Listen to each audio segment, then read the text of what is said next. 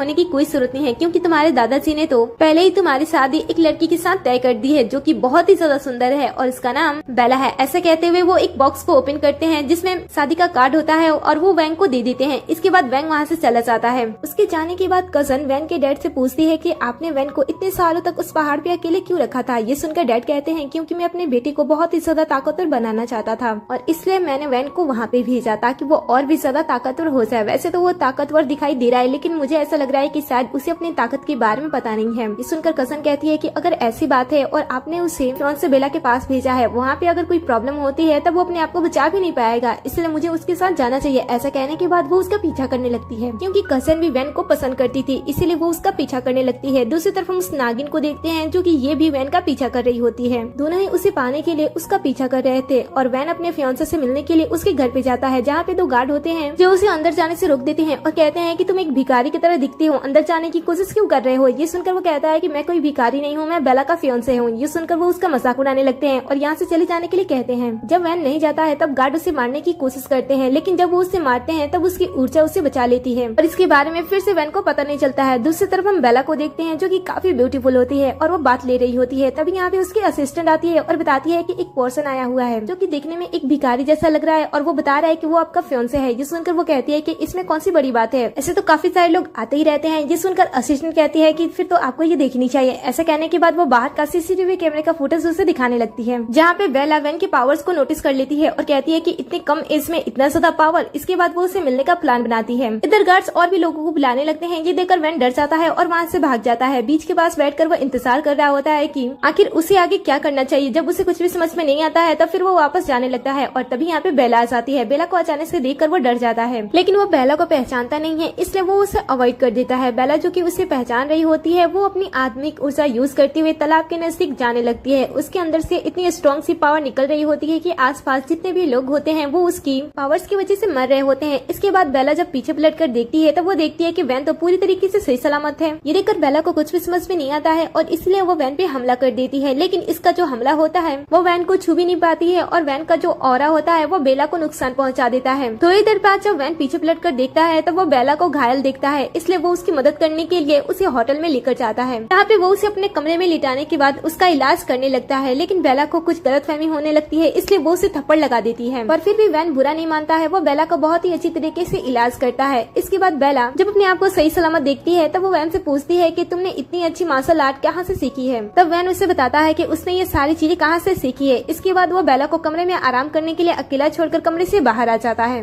और जैसे ही बाहर आता है उसका सामना उस नागिन से हो जाता है जो उसके साथ टाइम स्पेंड करना चाहती थी, इसलिए वो उसे जब बचता है तो सामने कसन आ जाती है। इन दोनों से वो परेशान होकर वापस से अपने कमरे के अंदर चला जाता है, जहाँ पे वो बेला को एक अलग कंडीशन में देखता है। ये देखकर तो बेला काफी ज्यादा गुस्सा हो जाती है और उसे कहती है कि क्या तुम्हारे पास मैनर्स नहीं है, तुम किसी भी कमरे में ऐसे, एक तो मैं तुम्हारी मदद कर रहा हूँ, ऊपर से तुम मुझे ही ब्लेम कर रही हो, पता भी है कि मैं कौन हूँ। ऐसा कहते हुए अपना पूरा इंट्रो देने लगता है कि उसने कौन सी पढ़ाई कहाँ से की है और वो क्या है। फिर वो कमरे से थोड़ी देर के लिए बाहर जाता है। ये देखकर बेला अपने डैड के पास कॉल लगाती है और वैन के बारे में बताती है और कहती है कि मैंने आज 9 लेवल के मार्शल आर्ट स्टूडेंट से मिली हूँ। ये सुनकर तो डैड काफी ज्यादा हैरान हो जाते हैं। वो कहते हैं कि ये इतना ज्यादा आसान भी नहीं है, लोगों को 1000 साल लग जाती हैं उस पोजीशन तक पहुँचने में, और तुम बता रही हो कि एक यंग लड़के ने हाफ एन ईयर में ये सारी चीजें कंप्लीट कर ली है। वह कहती है कि क्या ये बहुत ही बड़ी बात है। ये सुनकर डैड कहते हैं कि हाँ क्यों नहीं। तब बेला कहती है कि तो क्या मुझे उस पर्सन से शादी कर लेनी चाहिए क्योंकि ये हमारे लिए अच्छा होगा। डैड भी मान जाते हैं। इसके बाद जब वापस से वैन अपने कमरे में आता है तब बेला उसके साथ अच्छी तरीके से बिहेव करती है और उससे कहती है कि क्या तुम मुझसे शादी करोगे। ये सुनकर तो वह हैरान हो जाता है और कहता है कि मैं तुम्हारे साथ